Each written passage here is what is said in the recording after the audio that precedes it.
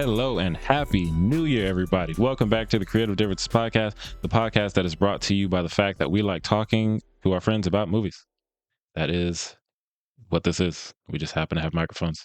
I'm Dallas, and I'm pretty predictable in what I like and dislike. So if you know me at all, you probably have an idea what my favorite movie of 2024 was. And I'm Demi, and I had my first breath of fresh air for the first time in a week today. Welcome to another episode of the Creative Differences Podcast, your one-stop shop for movie reviews, Fancast Fridays, Throwback Thursdays, and a number of other pop culture-related items come for the movie reviews. Stay for the thirst. First off, Happy New Year. Yeah. Welcome to 2025. We made it. Made it through another year. Yo, this sickness has been killing me, but yeah, I made it. It's a cold. I'm fine. Yeah, welcome to 2025.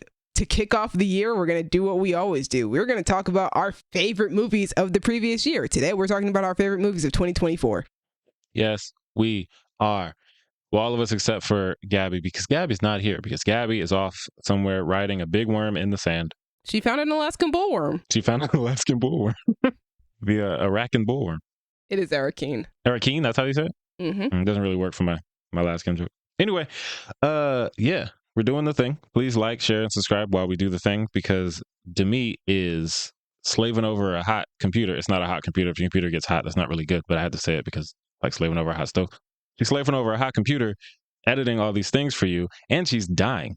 She ain't been outside in like a week. She can't even get fresh air Sick because she's dying and she's editing at the same time. Reward her for her efforts for you people. Never say I'm not dedicated. Never say she's not dedicated. This is her flu game. It's been a while. It's been a year since we've done the recaps. So just so you know how this works, it's ranked. We go 10 through 1. We will skip if there's any overlap. So for instance, if Cassie's number 10 is Reagan, the Ronald Reagan biopic starring Dennis Quaid and Jon Voight, and Demi's number 1 is Reagan, the Ronald Reagan biopic starring Dennis Quaid and Jon Voight, then Demi will say skip when we are at 10, and then we'll get back to it when we get to 1. Insert the Boondocks clip here. I'm trying to explain to you that Ronald Reagan was the devil. Ronald Wilson Reagan? Each of his names has 6 letters. 666. Man, doesn't that offend you? Well, that's a good place to start. Mm-hmm. So let's kick this off. Dallas, honorable mentions. What you got for me? Boom. I got 5 of them. So I like movies a whole lot. Honorable mentions are Transformers 1, Carry On, Sonic the Hedgehog 3, Moana 2, and Wolves. A lot of sequels on my, well, what was that, 3, 2? Transformers 1 isn't really a sequel. It's like a prequel animated thing. But animation hit hard this year. I love it. I feel like I also have like a lot of sequel stuff. I don't know if I'm happy about that. Well, cool. My honorable mentions are Love Lies Bleeding, Okay. Bad Boys Ride or Die, Nice. Deadpool and Wolverine, Nice. The Fall Guy, and Moana 2. I like that honorable mention list a lot. It's a very good honorable mention list. Yeah. So good that it did not make the list. All right, number 10. Dallas, what's your number 10? Number 10, my number 10 is, we're getting slightly spooky right off the bat. It is Abigail. It's directed by Matt Bettinelli-Olpin and Tyler Gillett. Or Gillett, I'm sorry, Tyler, I don't know how to say your last name. They are the co-founders of Radio Silence. They like to make fun horror movies where people blow up. And it's written by Stephen Shields and Guy Busick. And it stars Alicia Weir as the titular Abigail, Melissa Barrera, Dan Stevens, Catherine Newton, Will Catlett, Kevin Durand, not Elon Musk. He looks like Elon Musk. I thought it was him. It's not. Angus Cloud and Giancarlo Esposito. This movie is so much fun. And when I saw the trailer, I was like, yeah, I got to see this movie. The cast looks great. They got Giancarlo in there. So here's the thing. The premise and marketing gives away what the movie's about, which is, also, spoiler alert for the movies that we talk about, because it's the end of the year, and sometimes we just want to talk about them without the restrictions that we had when we were doing the reviews. Exactly. Yeah, this isn't really a spoiler because it's the trailer, but these hoodlums are trying to hit a lick, and they end up trying to hold a girl for ransom. The girl's a vampire. Oh, no. The movie treats it like a reveal, because obviously you would, but the trailer bases its whole marketing on, look, it's a vampire. It was still enjoyable, but that would have been a lot more fun to see, like, oh, snap, that's what's going on here. But if you had had more of a From Dusk Till Dawn experience. Exactly. Even without that, it's just great. Like, Alicia is fantastic at playing the scared little girl in the beginning, and then the horrifying monster for the rest of it. They do a great job of everybody like filling their roles. Like Dan Stevens is the kind of cold leader. Catherine Newton is the young, not ditzy one, but she kind of fills in that role sometimes. Angus Cloud is just like, I don't know how to describe Angus Cloud's character, but he was great. Rest in peace, Angus Cloud. It's not really scary, which is fine because like it is a horror movie and that it's a vampire picking off people one by one, but it's really funny. It's surprisingly funny. I have to shout this out. To me, I don't want to add to your workload, so I'm not going to say that you have to do this. But if you can find the clip that I'm referring to, it would be much appreciated. My favorite line delivery of the year, possibly, is when Dan Stevens tells Catherine Newton to go find garlic because they're dealing with a vampire. And she comes back and she's like, I got it. And he looks at her and he just says, Sammy, those are fucking onions. It's my favorite line delivery of the whole year. It's amazing. Abigail's great. Fun time. One day, hopefully, we will get an Abigail Megan crossover. And wherever you are, you will hear me shout, let's go from my room when I hear it announced. Oh my goodness. Great time. Recommend it, especially for Cassie, because you like silly and you like horror. That's Abigail. Great time. Cool. Great. I guess it's my turn. My number 10 is Challengers, which is directed by Luca Guadagnino. Yeah, that's how you pronounce it, I believe. Written by Justin Kuritsky and stars Zendaya, Mike Feist, and Josh O'Connor. The IMDb summary is Challengers stars Zendaya as Tashi Duncan, a former tennis prodigy turned coach and a force of nature who makes no apologies for her game on and off the court. Married to a champion on a losing streak, Tashi's strategy for her husband's redemption takes a surprising turn when he must face off against the washed-up Patrick, his former best friend and Tashi's former boyfriend. As their past and presents collide and tensions run high, Tashi must ask herself, what will it cost to win? This movie is so good. Not quite as, I don't know, I think I was expecting something a little bit more controversial with the way that people were talking about it. When I finally watched it, I was like, oh yeah, this is fun. Nothing crazy is happening in this movie, really. Well, I mean, messy things are happening in this movie. It's a very messy movie. People are messy. People are complicated. Tashi is a girl boss. Gatekeep, girl boss, all that. Zendaya is amazing in this role. She's so good. I really enjoy getting to watch her career like expand and seeing her in more adult roles. I feel like this is like the most adult role that she's gotten. Like it's the most that we've had to be asked to be like, no, this is an adult woman. I mean, we do get to see her at a younger age too, where she's supposed to be like about to go to college and like freshly in college. But the present day is her as an adult, and she's very cold, very controlling. She knows where everything is at all times. She's a step ahead at all times. And it makes it very interesting to watch her play chess with these two tennis boys who have both been in love with her since they met her. But yeah, it's a really good movie. I love the way that it's written. I love the comparison of a relationship to a game of tennis. It's not the first time this has been done. I have seen Match Point. I do like this movie a lot more. Okay. I think that this movie does a better job with the tennis metaphor, as a matter of fact. Yeah, it's definitely a really weird love triangle where all sides just should have, I don't know, dealt with that and dealt with whatever sexual tension was there, and just maybe they would have all been in a better place. Yeah, sometimes you just got to have a three-way for the emotional health. You know, and maybe it would have helped them. Could have. I didn't see the movie. It probably would have helped them. It might have fixed them. It might have made them better, which kind of like, I feel like the ending I don't like, tennis is so like not just related to their relationship, but also just like a comparison to sex as well, right? Like, so like the more intense the match gets, the closer to orgasm you get, like sort of thing. Yeah, they have similar noises. Like if you ever watch tennis, you hear the people hitting the ball, the grunts and everything. This movie definitely takes advantage of that. That seems like something Luca would do. He a big old freak. But especially when you get to the end of the movie, it becomes very clear, like, yeah, this is a three-way relationship, very much so. And maybe if the three of them had taken this beyond metaphor and just gone literal, they'd all be in a much healthier place emotionally. But they are not, and it makes for a very compelling, dramatic, messy film. But yeah, it's very well written. It's very well shot. The acting is superb. Again, I love watching Zendaya just get to do these more mature roles and really just show off how great of an actress she is. I love Mike Feist ever since I saw him in West Side Story. He was extremely good in that movie. He's extremely good in this movie. This is not the only movie that he's in on my list, so he'll get mentioned again. And I also really like Josh O'Connor. I think this might have been I don't think this is the first movie I've ever seen him in, but I think it's the first movie I've seen him in where he's playing a leading role. And just all three of them play their roles very, very well. There's really great chemistry across the board with all three of them in all elements of the triangle. And yeah, like I said, it's a very compelling story. It's very well done. It's a very good metaphor as well. So I really enjoyed it. So my number 10 is Challengers. I have an important question before we move on. Yes. Did you go see this movie as part of a potential throuple and walk to the box office, say 3 for Challengers, please? Oh, I did not, because I did not see this movie in theaters. I literally watched this on streaming like a month or two ago. Oh, okay.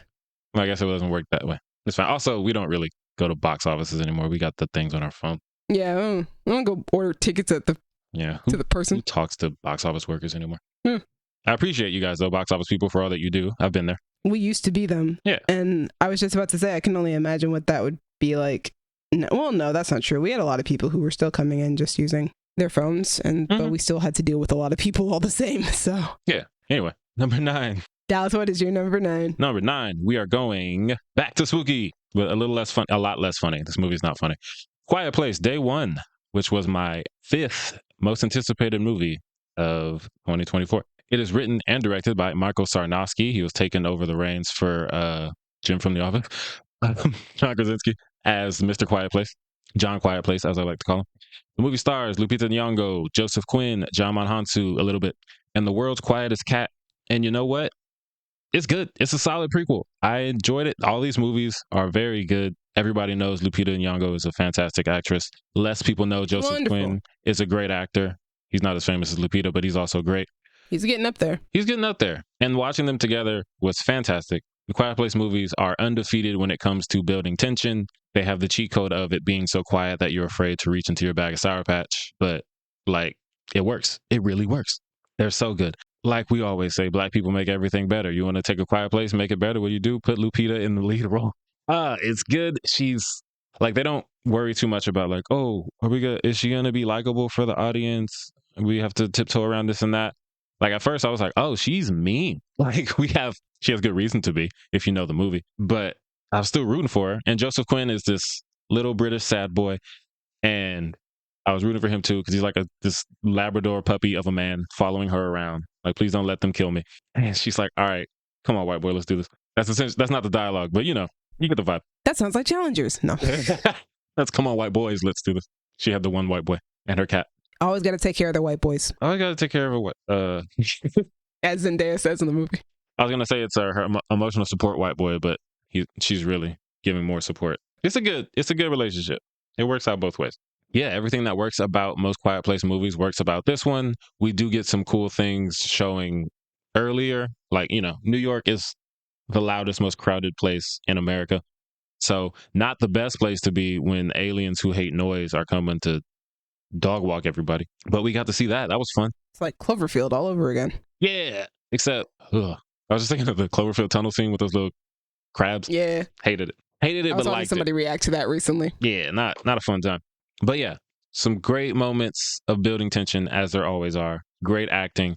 The Quiet Place movies are as dramatic and sad as they are scary. It's kind of like Mike Flanagan style. Like, oh, you were scared a second ago, but now we're just going to make you sad. And we're going to make you think about family and trauma and all these things. Also, there are aliens outside waiting to kill you. So they work that balance well.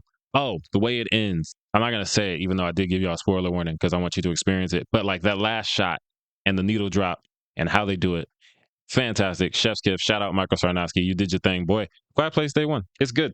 It is good. I have a minor complaint, but this isn't the place for complaints. This is the place for talking about our favorite movies and why we like them. So if you saw the review or listened to the review, you know what it is. If not, I don't care. Go about your day. That's my number 9, A Quiet Place Day One. Oh, right. We need listen to the review, people, please. Do that, please. Thanks, Cassie. I can always count on you.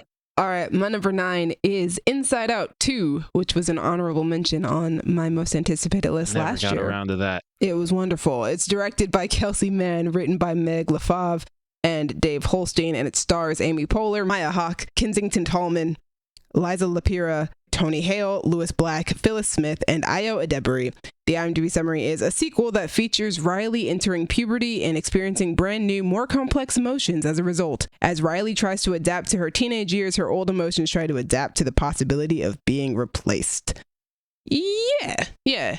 This isn't a review, but more specifically, Riley goes to a hockey camp for a weekend with two of her best friends and finds out that her two best friends are going to be going to a different high school than she is. So she has to struggle between trying to either keep her old friendship through this weekend or to make friends with older girls who are going to be at her high school. And that comes with a lot of emotions. Makes sense. This movie was extremely good. It's a very good sequel. It's very well made. I love Maya Hawke as anxiety. It's a little too spot on. Please calm down. I was watching this movie and was like, oh, yeah, that's what my anxiety feels like. Absolutely. All the time. This feeling of I'm trying to protect you from the things that you don't see yet, but also being so highly protective of it and moving around so fast that it freezes you in place till you can't do anything else. Their visual representation of an anxiety attack is very spot on. It's very well done. Also, their build up to that point is also very well written. I thought it was I always think that the Inside Out movies there's only two of them. Always is crazy. There's two. But like, I always think that the Inside Out movies do this wonderful job of visualizing what your emotions feel like and what you're dealing with internally with these emotions. And even just understanding and explaining your memories. A lot of what I really liked about the anxiety attack was not just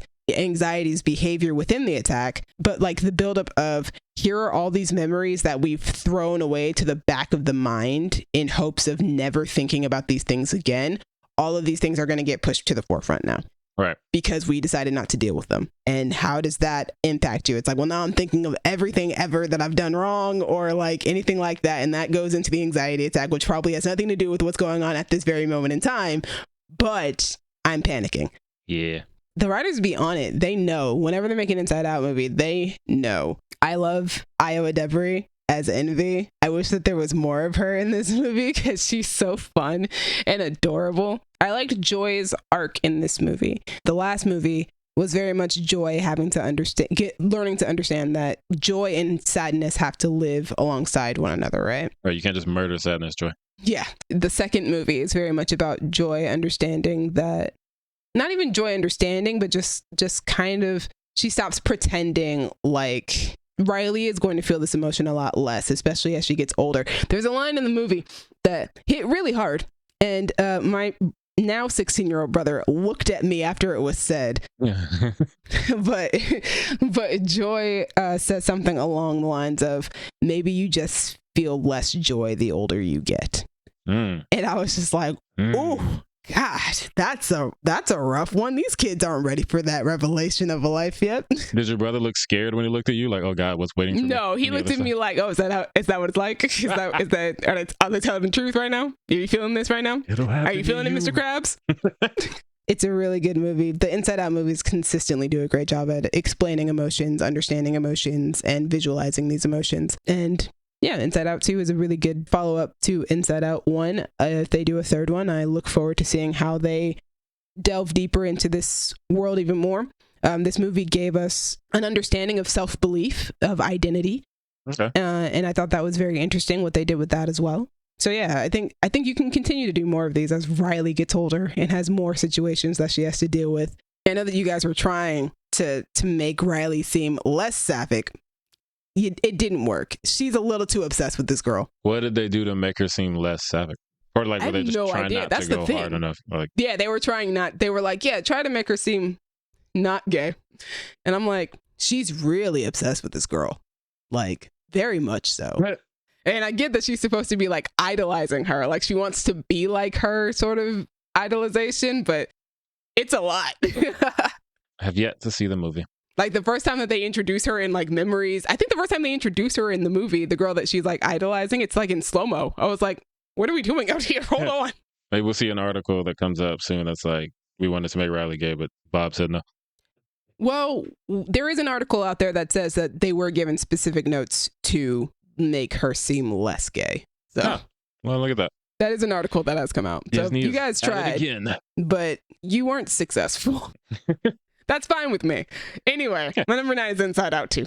Takes us to number 8, Dallas. Yes, from the story of a young white girl to the story of a grown black man. Number 8 is Rebel Ridge. Ooh, that's a good one. Yeah, it is written. Aaron Pierre, baby. Aaron Pierre. He's popping now, and he's only going to get bigger. Now. He's everywhere. That movie came out, and he is everywhere. It is written and directed by Jeremy Saulnier and stars Aaron Pierre, as we said, Don Johnson, Anna Sophia Robb, David Denman, and Emery Cohen. So, for those who don't know, Rebel Ridge is that Netflix movie about the dude who was minding his business on a bike. The cops hit him. They take his money. And then he starts making the cops look stupid for the rest of the movie. As he should. Yeah. And yeah, I could watch a black dude beat up on cops all day. Well, especially because, spoiler alert, they end up getting his cousin killed because he didn't have the money to get him off on bail. Yeah, it's a rough one. Very timely, as any story about corrupt police will always be, because police. But it's a good movie. I like it a lot. Aaron Pierre is really good in this. This is where he first jumped onto my radar before he was in Mufasa singing "I Always Wanted a Brother." Before he got there, he was on Netflix singing that part. I mean, he does, but not with that accent. It's a duet. No, you're right. That's not him. That's the kid. I don't know. It's harder with the animals. But more importantly, Aaron Pierre. He's great. He's British, and he sounds like he grew up around the way from me. And these Black British men, like, they're concerningly good at our accent. I very much look forward to seeing him play Green Lantern. Same. And if he plays it just like this, that would be great. He has this like calm stoicism that's like, I'll beat your ass. I don't want to. Don't make me. But you know I can. Also, his character is a former military, just like Jon Stewart is. Yeah, so. It works out perfectly. One of the things that a lot of people say is that this movie doesn't go as hard action-wise. They were like, shoot all these cops, light them all up. And they wanted to, I think, be more sensationalized. Exactly, kind of action. And it's not like as slick and quick as some of the more like choreographed style, but it feels more authentic because of that. Like when he is like disarming the cops and slowly taking them down instead of like breaking their neck with an arm twist. It's like, oh, this feels like how someone might actually take down an assailant if they were trying not to actually kill them. Whether or not you guys wanted to see him kill cops is your business. We don't need to get into that. But some people were like, where are the bullets? Shoot them. And it's more fighting and disarming than it is bow, bow, bow, bow, blacka, blacka. But I was still down with it. The story is written very well. He has his emotional support white girl, Anna Sophia Robb, which was nice for me because I haven't seen her in a minute. It's like, oh, snap, Terabithia. She was really good, too. Yeah, she's really good. We love an ally. I also love that the movie gets right to the action. Like, you know, it starts with him getting hit starts on the bike and then the cops hit him. I'm like, oh, we are 7 seconds in. We already started. None of that established anything. And I was like, cool, let's get right to it. I know nothing about this man, but he did just get hit on his bike. I don't know who he is, but I know I automatically don't like these cops. Exactly. I know he's black. He's minding his business, and the cops hit him. That's all I need. But yeah, Don Johnson is good. You know, you need someone to play someone shifty, old and white. Don Johnson. He's very good at playing an asshole. He is. He really is. From Knives Out, Rebel Ridge, like, I don't know what it is, but shout out to him. Somebody got to be good at it. Exactly. Enough people are. We got lots of actors who can do that. But yeah, just a good time. You want to see some cops get beat up, but like not killed, then come on through to Netflix. Watch Rebel Ridge. It's a good time. If you did want to see them get shot, I'm sorry. I don't know what to tell you. There are other movies for that. But yeah, Rebel Ridge, good time. I like it. Number 8. All right, continuing on with people fighting their oppressors. My number 8 is Transformers 1, directed by Josh Cooley and written by Eric Pearson, Andrew Barrer, and Gabriel Ferrari, and it stars Chris Hemsworth, Brian Tyree Henry, Scarlett Johansson, Keegan-Michael Key, Steve Buscemi, Lawrence Fishburne, and John Hamm. And the IMDb summary is the untold origin story of Optimus Prime and Megatron, better known as sworn enemies, but who once were friends bonded like brothers who changed the fate of Cybertron forever. Hey man, I'm just saying Megatron was right. So yeah, it's one of those. Yeah, I'm not mad at him. He suddenly just turns on the innocents. Yeah, you gotta have him go a little too far. I was like, hey man, I can't be mad at him if he want to topple some oppressors off. I can't be mad. I'm not upset about it. I'm rooting for him personally. I had a really interesting conversation with somebody after I finished seeing this movie, and it was a conversation about like Optimus was obviously in the right, and I was like, sure, Optimus was in the right. He didn't handle Megatron's feelings correctly. He consistently throughout the entire movie just goes, well, no, well, his name's not Megatron at that point. Right. At that point, what is his name? Like BD1 or something? B-52 or something like that? I don't know. Something, I don't know. I think BD1 is actually a Star Wars droid. I'm just adding stuff in here. Some letter number name. You ever see D1? I don't know, man. Megatron. Before he was Megatron, he's telling Megatron basically like, hey, man. He's going D1, baby. He could have been. Ball is life. Ball is life. The problem that I had was that Optimus didn't separate Megatron's emotions from his methodology. Optimus never actually validated his feelings. He never was like, hey, I totally understand what you mean. I'm angry too. We can both be very angry. I don't think we should kill anybody, but I do see that you're angry. If he had done that, Megatron probably wouldn't have ended up doing what he does. Maybe. I think it does a really good job of as you said, it's MLK and Malcolm X for kids. Yeah, it does a really good job of showing like, here's a very corrupt system that these people are living in. And once you find out that it's corrupted, well, how do you react to that? Well, what's the proper way of going about the fact that this is a corrupt system? How do you change the system? What do you do about it? Now, people are obviously going to have disagreements as to how you handle that situation. Yeah. Obviously, Megatron was like, let's kill these two guys. And I'm like, can't be mad at you. But like, but then you've got Optimus who's like, no, we don't have to kill him, but we do need to fight back and we do need to rise up and take over. And so I think that this does a good job, like even as like a family movie, of setting up a system like that and then showing how to overcome it in, you know, the best family way that you possibly can without going too far. It's really well written. I really like the characters. It is one of the very few good Transformers movies. I've got like a list of 3. I haven't seen the Beast one yet, but my 3 are the original Transformers movie that Michael Bay made, Bumblebee, because Bumblebee was so good, and Transformers 1. Like those 3 are like, yeah, these are really, really good Transformers movies. These are just good movies in general. It's a really good story. The voice cast is excellent. I like the story arcs that they all go through because they feel real. These feel like actual people going through with actual emotions who are behaving in ways that like that the character calls for, not that the plot calls for. Right. So Optimus Prime has a very good character arc, going from like the really goofy screw up guy that nobody takes seriously to becoming the Optimus Prime that we know of.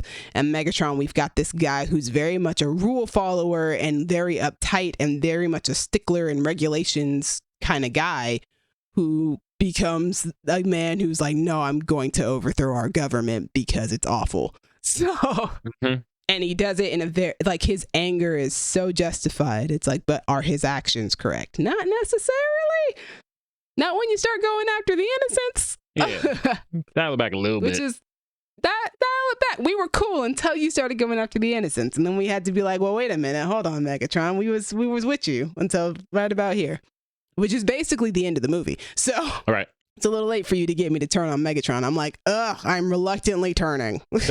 Also, I think you mentioned this already, but like Chris Hemsworth and Brian Tyree Henry both do such a good job at performing both sides of their characters. Yes. Because like Chris, you know, can be the silly like street rat Aladdin type and then can turn it on to like Autobots, giving the speech later. Brian Tyree Henry is really good at both sides of, his name is, I looked it up, it's D16. He's not going D1. Paul is not life. It's D16. And then like toward the end, when he really turns, like that line he says like, I'm done saving you or something like that. I was like, oh, yeah. Oh, he here. Megatron here now.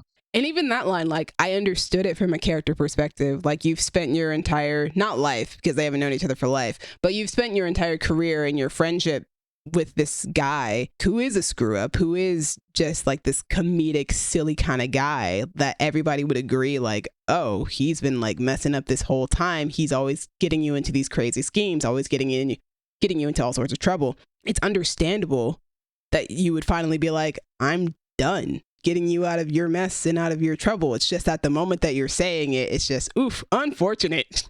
Yeah. Yeah. But also justifiable, understandable, reasonable. I get it. Oh, also, my favorite bit in that movie is, shout out Keegan-Michael Key. Fantastic. Oh my gosh. Good joke. The freaking AA-tron. Yeah. I loved it so much. It's a throwaway, Yeah, too. it just If you kind of don't goes catch by. it, you don't catch it. He's introducing his little robot friends. He says, "This is Aa-Tron," and I was like, "Ah."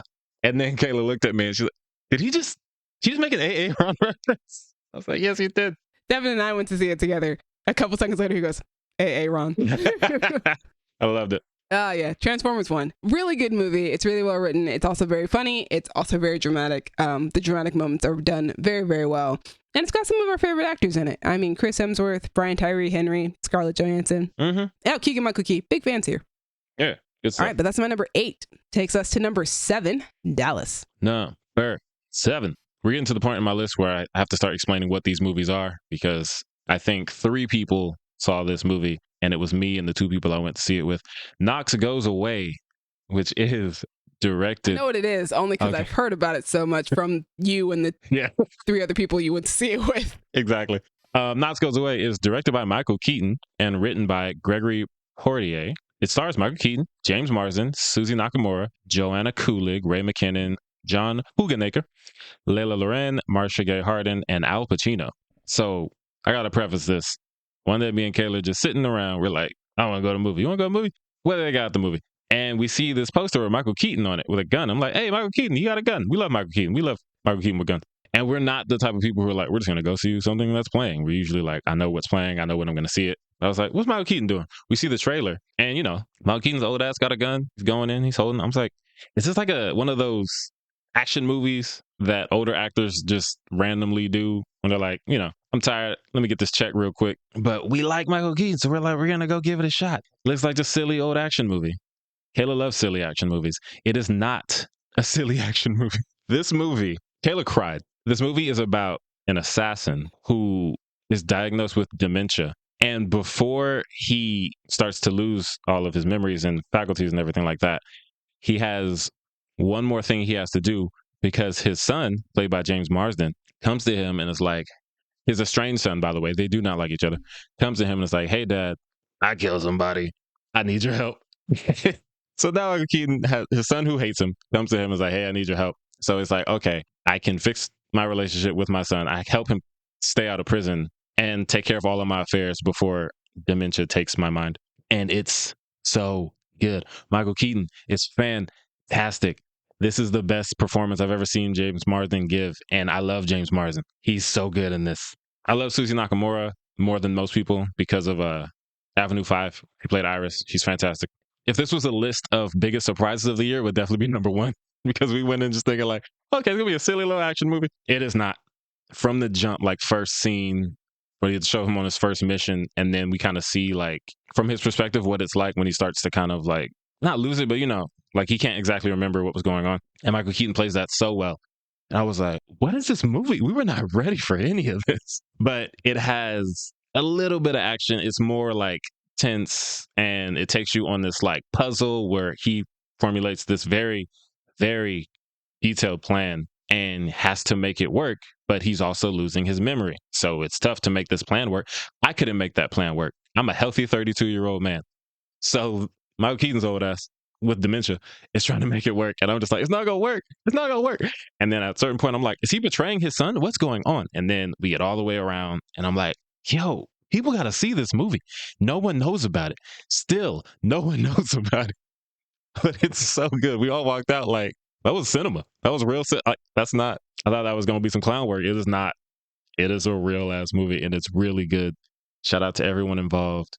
Man, nobody saw it. I'm surprised AMC even had it. The only reason I know this movie exists is because we checked what was playing at the local AMC and watched that trailer. I would not know this is a thing, just like 99% of the world does not know this is a thing.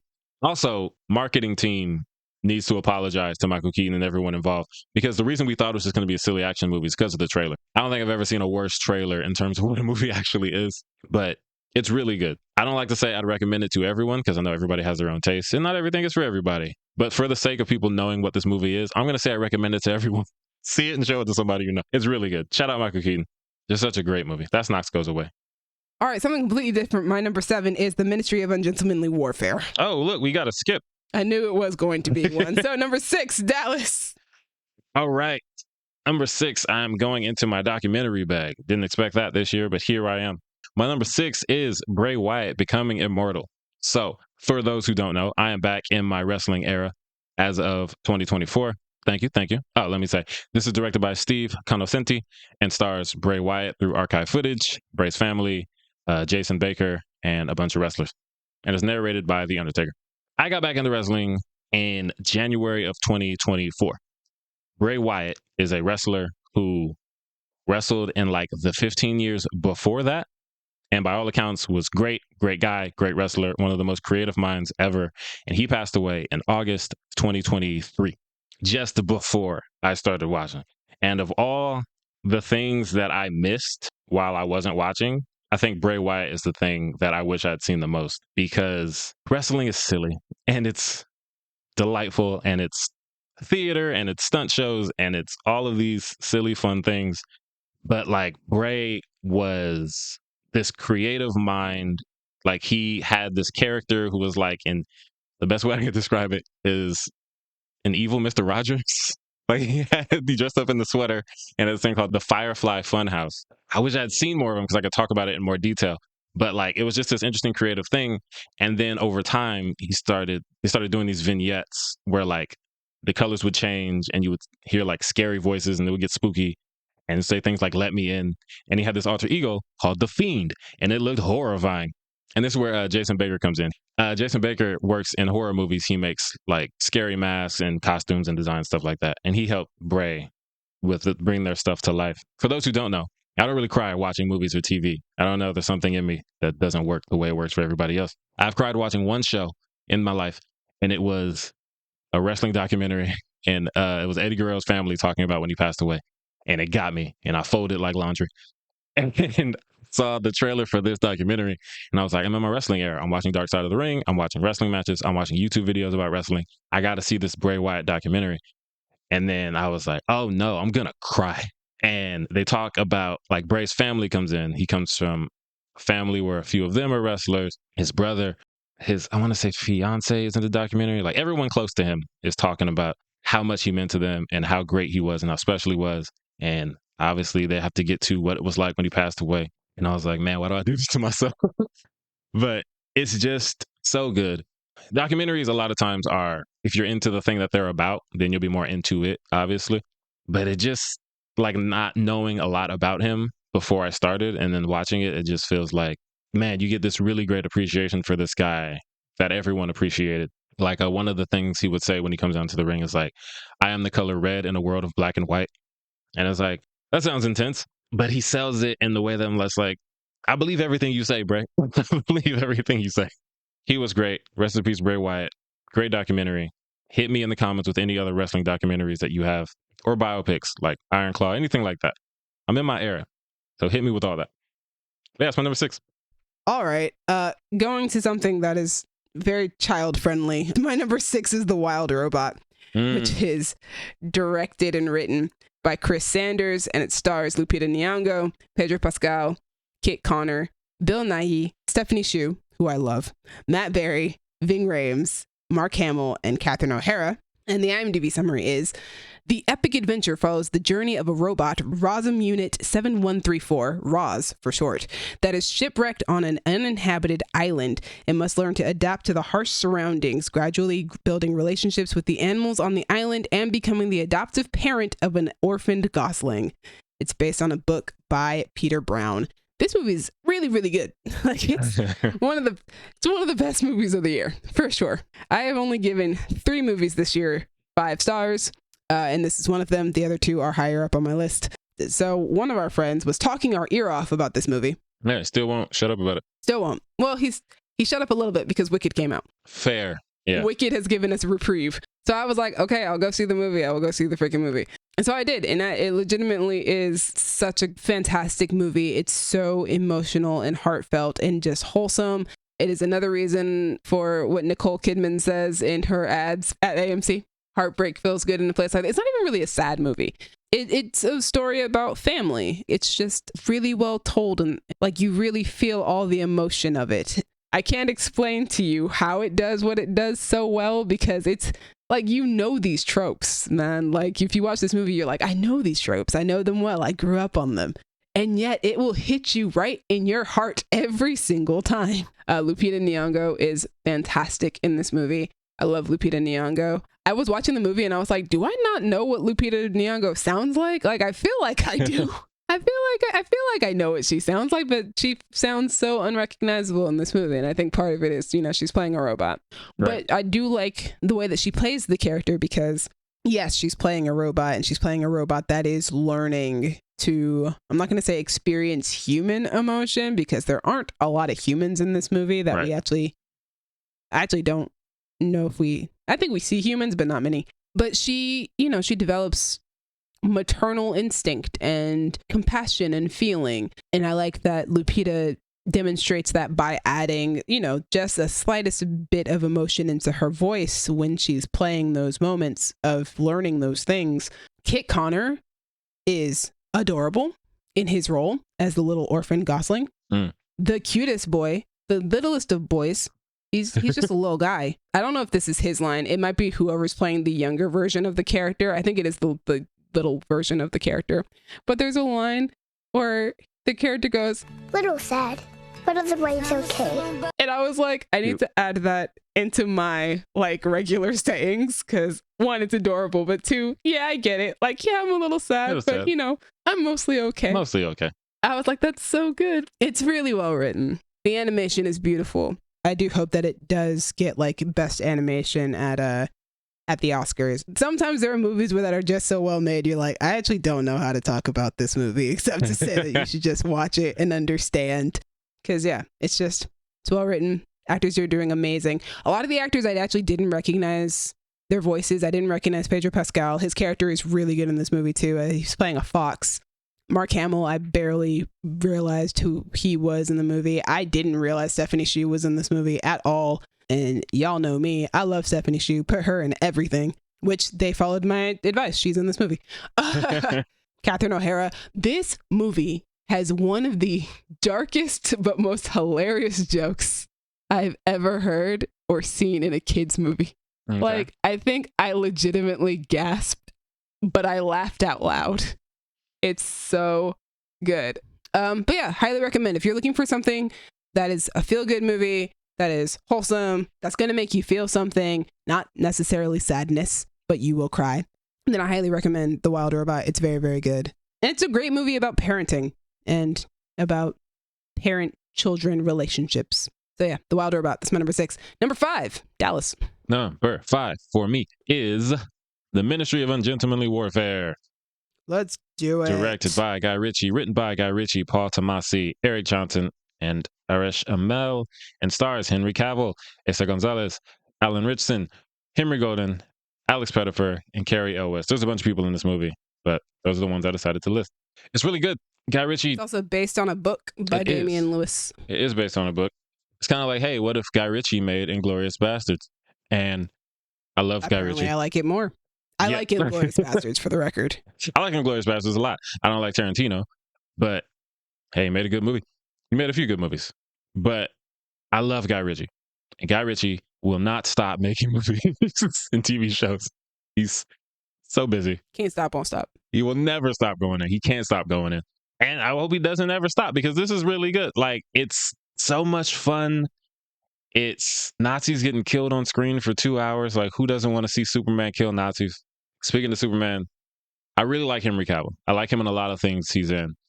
This is definitely my favorite performance from Henry Cavill. He is so unhinged. He's letting loose in a way that, sometimes he has to be the straight-laced, charming man. And this is not that time. He's having a great time. Alan Ritchson. Unhinged, charming man. Exactly. Alan Ritchson also having a great time. My favorite Alan Ritchson role. Also, Alan, you're too big. You're too big in this movie. Yo, when you can make Henry Cavill look small, that's crazy. Henry Cavill's not the big one in this. Superman is not the big one. Freaking The Hawk Witcher is not the big one. Yeah, man, he is terrifying with his adorable little glasses. I love him so much. I think he's my favorite character. And that's the thing, is this cast is so good that my favorite character kind of rotated as the movie was going, but I think it landed on Alan Ritchson. Great movie, great cast. If you like Guy Ritchie, you're gonna like this movie because it has all the Guy Ritchie things, fun action, witty, quippy dialogue in situations that maybe shouldn't call for it because people are dying around us. But hey, we're going to do it anyway. Yeah, this is probably my favorite Guy Ritchie movie. I think I said that when we came out of the movie theater. I think this is my favorite Guy Ritchie movie. I like his usage of his style in this movie. I really like the action in this movie. I think it's really well done. Yeah. The axe scene in the boat. Oh my gosh. Got my girl Asa Gonzalez giving one of her best performances that she's given in the past few years, I would say. And also she sings and is wearing a very gorgeous green dress while doing it. So not mad about that. Can't be mad at that. Also, I just think it's an interesting way of doing something that's based on a true story, right? Because most of the times when you do movies that are based on true stories, they're not quite this, I don't know, there's like an irreverence in this movie, like there's an irreverent tone. And that's not something that you usually do when you're doing something that's based on actual history or fact, because you want to respect, you know, the people and the events that took place and the people who died, blah, blah, blah. And in this situation, like, it's a Guy Ritchie movie, but the story feels like it should be a Guy Ritchie movie. This is like the beginning of like the British secret, like they were black ops basically. So yeah, we're gonna do a fun action movie based on an actual fact about World War II, which is, you know, some people's favorite era of history to study and watch in action movies. Yeah. And we're gonna kill some Nazis. Never mad at that. Love watching people kill Nazis. If I could, I'd place it in every movie. Every movie, just have a Nazi die. Even in the background. Wild Robot, have a Nazi get killed by that bear in the background. It wouldn't always work. I'll admit that. It's not always a good idea. I want it. But it'd be a fascinating idea. It's a very good movie. It's a fun action movie. Highly recommend if that's your thing. And, you know, I like the character writing in this movie as well. I think like the characters are just fun characters to get to know and to hang out with for the 2 hours that we're watching them. I do wish, I know that we're in the age of not really doing romance in movies right now, but apparently Henry Cavill's character and Asa Gonzalez's character ended up married at some point. Oh. And this movie has like a wink, I guess, to it at the end of the movie where they meet each other for the first time, right? Like, you know, just kind of like, oh, it's nice to meet you, blah, blah, blah. And it's like the look that they gave each other was like, oh, you guys are going to end up together. But the movie, you know, we don't get to play with that. And I understand that both of them were fine and probably very happy not having to do a romance. Asa probably especially. I think she actually talks about being very happy about it because of what her character does in the movie. That, you know, it's not undershot by being in a romance. But I wouldn't have minded a romance. Can we get a sequel where they go on another mission and we get to see that? Like, gosh, guys, I want romance back in movies, and not just in movies that are meant to be romance films. Like, I want romance back in adventure and action films. Make movies romantic again. That's why I say make movies horny again. I know that I sound like I am asking for romance, and I am asking for sexual tension and stuff like that. It is an overall umbrella. It's a big umbrella of things that you didn't necessarily know that I was talking about, but I am talking about those things.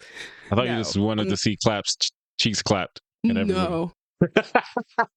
They're thinking bust it open. They do, but also it catches a lot more ears than, hey, make movies romantic again. That's good marketing. Because I am on board with make movies horny again and make movies romantic again. But, you know, I feel like I see a fair amount of romance to the point where I'm like, I don't need to march for make movies romantic again. Again, it's a big umbrella. It's a big umbrella. Titties. I'm asking for romance as well. Also, before we move on, I talked about how this is like Inglourious Basterds, but Guy Ritchie. It's so funny to me because the main villain is played by Til Schweiger, and he plays Hugo Stiglitz in Inglourious Basterds, who is basically the Alan Ritchson of that movie. Like, he's the big, scary, I'm going to kill all the Nazis guy. And now he's playing the Nazi 15 years later. Very terrifying Nazi. Yeah, he's scary in all roles. Like, whenever Ace's character is stuck in a room with that man, just like, no, please get her out. Please let her go. Also, like, she's playing a Jewish character in this movie too, so it's very like, you definitely don't want anybody to find that out about her when she's undercover amongst a bunch of Nazis. Right. It's very horrifying. My number 5, it is The Bike Riders. The Bike Riders is directed and written by Jeff Nichols, and it stars Austin Butler, Jodie Comer, Tom Hardy, Michael Shannon, Mike Feist, Boyd Holbrook, and a bunch of other people. IMDb summary is, after a chance encounter at a local bar, strong-willed Kathy is inextricably drawn to Benny, the newest member of Midwestern motorcycle club, the Vandals, led by the enigmatic Johnny. Much like the country around it, the club begins to evolve, transforming from a gathering place for local outsiders into a dangerous underworld of violence, forcing Benny to choose between Kathy and his loyalty to the club.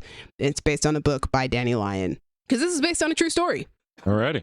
It's fantastic. It's a great movie. Oh my gosh. I remember seeing the trailer and being like, oh, that looks interesting. Also, I'm a huge Austin Butler fan. I've been a fan of Jodie Comer since Fall Guy. What?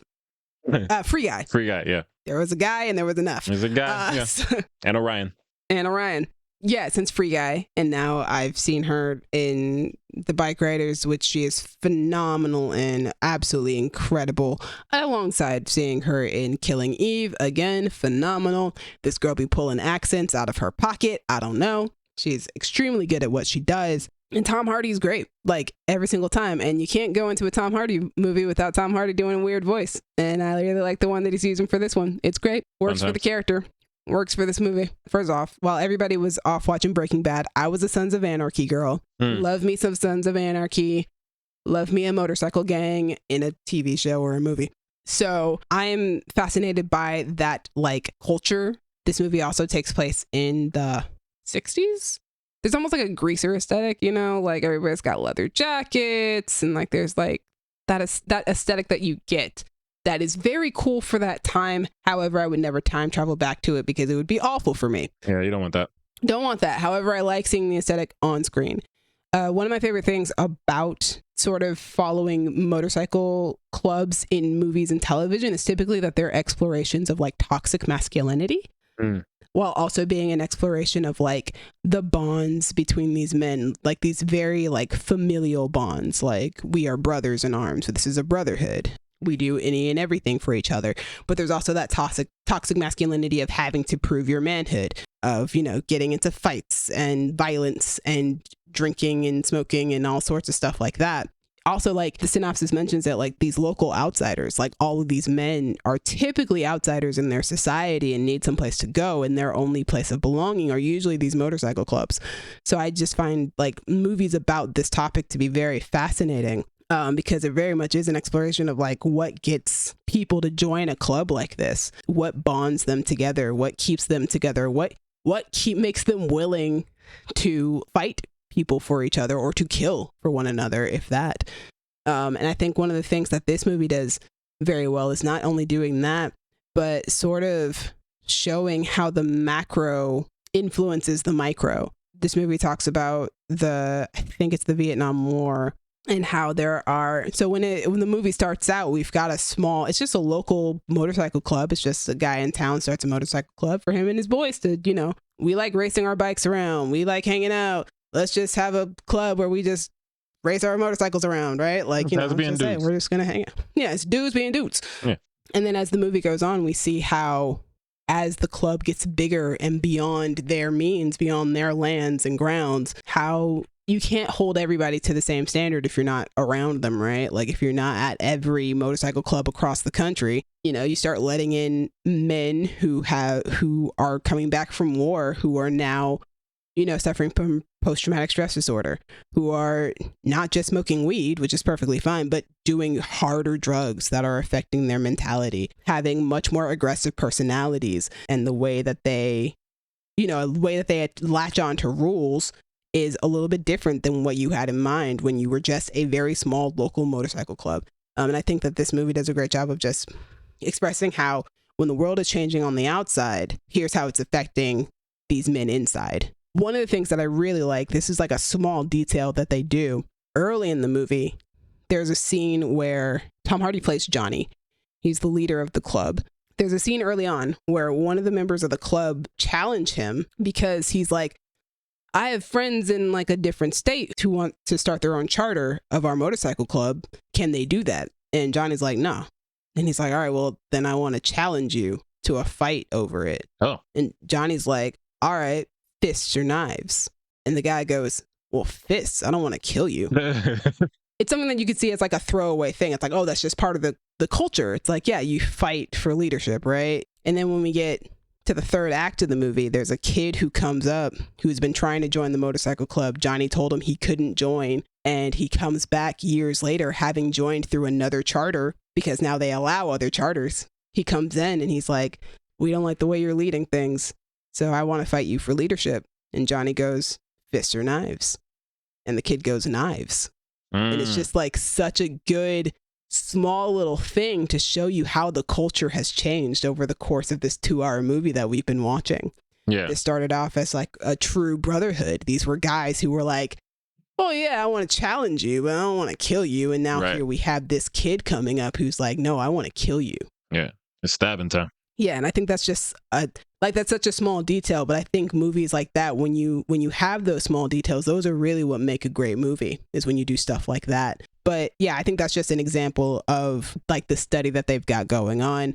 Austin Butler's character is fantastic. There is a little bit of like, there's not an actual love triangle in this movie. It does feel like it though. It does feel like there is a love triangle between, and I think that's purposeful, and I think it's well done, that it feels like it's a love triangle between Austin Butler's Benny, Jodie Comer's Kathy, and Tom Hardy's Johnny, because it very much is Benny trying to choose between as the movie goes on, choose between his wife and his motorcycle club. And there is almost a homoerotic nature to his relationship with Johnny. And I like that it feels like, no, this motorcycle club is his mistress. So of course it plays like a love triangle. There's even a scene where Kathy comes to confront Johnny and is like basically asking him to let Benny go and to leave the club. And she's like, I'm his wife, you're not. They really play it like that. And I'm like, oh, this is so well done. And it's so perfectly done because, yeah,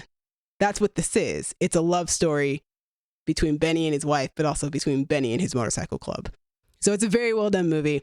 The Bike Riders, I think it's highly underrated because I haven't heard a lot of people talking about it. So I highly recommend it. Also, I really appreciate how much the wives were like involved in the motorcycle club. Like they're not in the club, but they're at all the events. And I think that's really, really neat. Instead of it being like, oh, it's a boys club. It's like, yeah, it's a boys club, but like we like having our wives around. Yeah. All right. So that's my number 5. Dallas, take us to number 4. Number 4. So yeah, my number 5 was a Guy Ritchie movie, keeping with action comedies made by some of my favorite directors. My number 4 is The Fall Guy, which was my number 3 most anticipated movie of 2024. It is directed by David Leitch. It is written by Drew Pearce, and it stars Ryan Gosling, Emily Blunt, Aaron Taylor-Johnson, Hannah Waddingham, Teresa Palmer, Stephanie Hsu, hey look, she's back, and Winston Duke. I forgot she's in that movie. Yeah. Again, put Stephanie Hsu in everything. It's funny when you were talking about like Stephanie Hsu and then like Lupita earlier. It's like, I like that both of them are in 2 different movies on our list. Yeah. But yeah, it's great. It's a really fun time.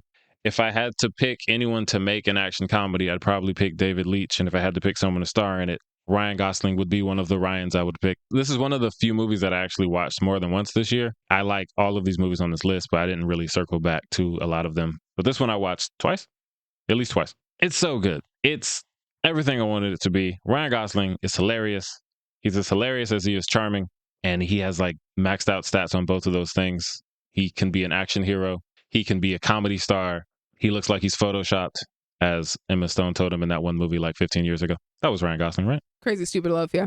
Yeah. Good movie, by the way. Not what we're talking about. Fantastic movie. Really good movie. I'm always yammering about how former stuntmen make really good action directors. David Leitch is one of the best when it comes to that. His action is always on point. I hope he never stops making action movies. He's just so good at it. Like the movie can go from just making you laugh and have a great time cackling to, oh, wow, that was a really good shot. Oh, this is some good stunt work. Look at this. Look at y'all doing y'all thing. I appreciate that this movie feels like a 90s action movie. Mm-hmm. In the sense that like it's a very good story. It's very good action. Like it's not trying to be like the greatest action movie you've ever seen, but it does its action so well. Exactly. It's like, we're going to do everything well. Like you might not leave The Fall Guy thinking like, wow, that was the best fight scene I've ever seen in my life. But you're definitely not going to think like, that was a little lackluster. Like, no, they nail it. They nail everything. Also, the cast is so good. Out of all the movies on this list, this might be my favorite cast, but that's hard because I like so many of these. But like, Ryan Gosling's amazing. Emily Blunt is amazing. Aaron Taylor-Johnson, great. He's so great. Hannah Waddingham, I love since Ted Lasso, and like seeing everything about her outside of that. I just want to see her everywhere. And everything. Exactly. Stephanie Shu, like we said, put her in everything. She's great. Winston Duke was part of the reason I was so excited for this movie. When I saw him in the trailer, I was like, oh, snap, M'Baku's here. So great. Also, Aaron Taylor Johnson being this idiotic douchebag character, and he nails it. And I hated his character so much because he's so good at that. But yeah, I have a strong love for Ryan Gosling ever since I watched, I think it was The Nice Guys, and realized how funny he is. And this is kind of like that type of funny, because Crazy Stupid Love is a different kind of funny. It's rom-com funny. It works really well, and he's really good in it. But like that ending, though, I don't think any comedy movie is hitting an ending the way that Crazy everybody Stupid Love shows up. Yes. I've seen that scene posted on social media so many times. It's such a well structured scene of comedy. That's the reason to watch that movie, honestly. Like, it's a good movie, but then you get there and you're like, oh, this is an amazing movie. Yeah, it's all built up for that payoff. Yeah, this is the more like Nice Guy style action comedy. He's kind of in over his head, but he's also really competent. So no, he's not. And also, it's a love letter to stunt people. And I think that's freaking awesome. And I think David Leitch is the perfect person to make that, because the movie's about a stunt man. It's a, not remake because it was a TV show, an adaptation of a TV show about a stunt man. Yeah, reboot about a stunt man. They start with narration and a bunch of recreations of different stunt actors doing different stunt work. As someone who is into the industry but not completely into it, like I'm into certain parts of it, two things I think don't get enough credit are voice acting and stunt work. This movie is just like, give the stunt people their awards. However you got to do it. I know you got to figure it out. Figure it out. I think they finally did figure it out, thank God. So good. Stunt designer, I believe, is now the name of the role, because I think the problem that they were having for Oscars was they didn't know who to give the award to for stunts. Right. I remember them saying something like that. I think it's actually because of David Leitch. I think this is the first movie to have that credit that we now have. We have what is now considered, I think it's a stunt designer. And that would be the person who would be going up for an Oscar if they finally ever put that category together. Shout out to the stunt people. You deserve awards. I appreciate you. And David Leitch, I appreciate you making this movie, because it's great. Even aside from just like, oh, it's a love letter to some people. It's just really funny, and the action's really good, and everything's really good. And it's everything I wanted it to be. So that's my number 4. My number 4 was also my number 4 most anticipated movie of 2024. My number 4 is Mean Girls. Yep. Duh. Yes, this movie made my top 5. It almost made my top 3. Had so much freaking fun. The movie is directed by Samantha Jane and Arturo Perez Jr. It's written by Tina Fey, and it stars on Gary Rice, Renee Rapp, Ali E. Carvalho, Jaquel Spivey, Avantika, BB Wood, and Christopher Briney. IMDb summary for those who have, I don't know, never seen the original Mean Girls. Katie Heron is a hit with the Plastics, an A-list girl clique at her new school. But everything changes when she makes the mistake of falling for Aaron Samuels, the ex-boyfriend of Alpha Plastic Regina George. It's based on the Broadway show. Yeah, I would let this Regina George be mean to me. That tracks. But that says more about me than it does about the movie. So, it does. I just had a great time watching this movie. This was, I think, the first 2024 movie I saw when the year started. So, still on the list, baby. We love to see it. In the top 5, too. Whew, killing it. I love a musical. I love comedy. And this is both of those mixed up in one. And it's got several young actors who I enjoy. I'm a fan of Angourie Rice since Spider-Man Homecoming. She's a really good actress. She may not be the strongest singer of the bunch, but I feel like she pulls off the performance as Katie as she should. I think she does a fantastic job playing the character. I actually kind of really like that her voice is kind of light and airy in comparison, especially in comparison to freaking Renee Rapp, who sounds like a freaking pop diva in comparison, as she should, because Regina George is a diva. She is the queen, so she should sound like a pop diva. She should be a goddess among men, and she is. But yeah, I love the music in this movie. I like the way that they went for kind of more of a, you would hear this on streaming kind of sound with most of the songs. I do miss a few of the songs from the Broadway show. I can't watch the house party scene in either version of this movie without hearing, "Whose house is this? It's my house now. Whose house is this?" which is one of the songs from the Broadway show.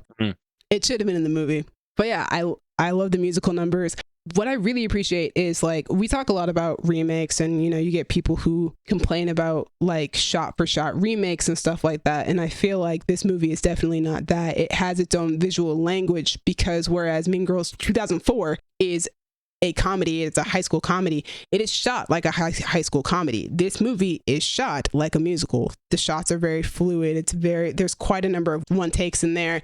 The lighting is extremely dramatic at times, theatrical, because this is a musical. We're getting very theatrical with these things, which I very much appreciate. The way that everything is lit is just different, and the way that they create mood is different. I love musicals, man. So I loved how much of a musical this movie was. I think Paramount did the right decision by making it a theatrical film and not just a streaming movie. And it worked out in their benefit. They made quite a bit of money off this movie. But yeah, nice. I love the cast. I've obsessed over Renee Rapp and Ali Carvalho on this podcast enough this year for you guys to know. I love what the two of them have done with Regina and Janice. Those two are absolutely gay for each other. Well, Janice is absolutely gay in this movie, and Regina is also absolutely gay, but, you know, in the closet about it. But she's absolutely gay for Janice, and that makes it so much more fun.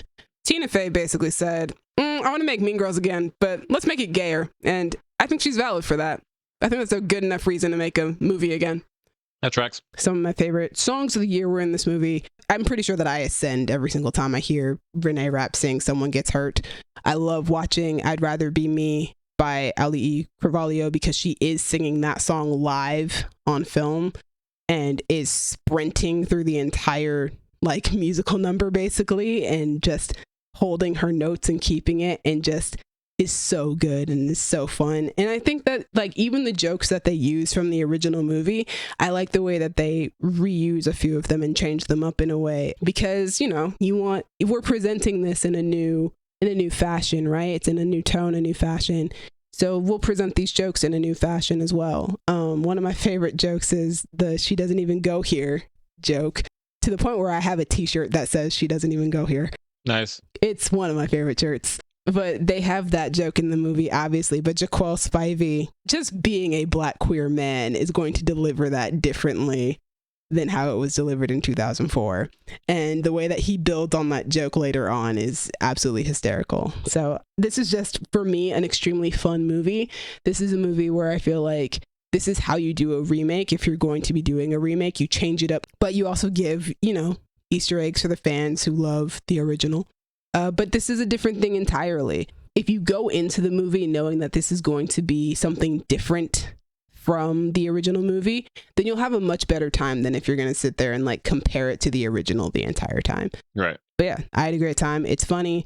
The music's great. And they're characters that you love, but some of them are presented in entirely new fashions. I love this version of Regina George. She is evil. Like the old Regina George was evil too. This one scares me. All right. You enter the cafeteria and the lights start flickering. Yeah, I'm a little scared of you. Something's not quite right. A little spooky. She also has like no care as to whether or not people actually like think that she's nice or not. Like she's cool with just being mean to your face, and I'm like, that's intimidating in and of itself. But yeah, Mean Girls. That's my number 4.